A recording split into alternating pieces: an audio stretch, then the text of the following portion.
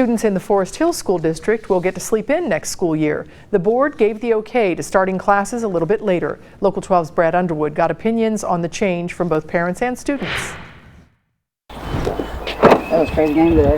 Oh yeah, totally. It's nearly 8 o'clock on a school night. Taylor and her mother, Amy Sledge, are just getting home from a lacrosse game.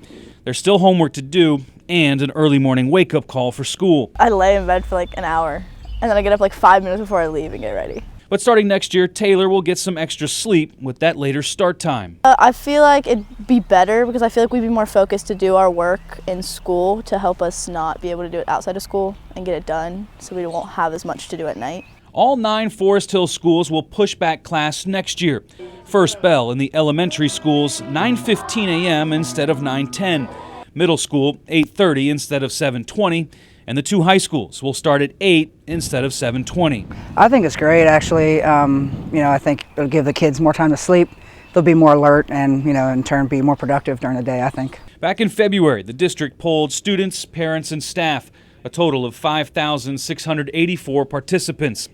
84% of students voted in favor of a later start time, as did 91% of parents and 85% of staff. At first I was like, this is great, because especially my junior, she's on the dance team with extracurriculars. She's up sometimes till midnight or later to get her homework done after those activities, and she is just exhausted.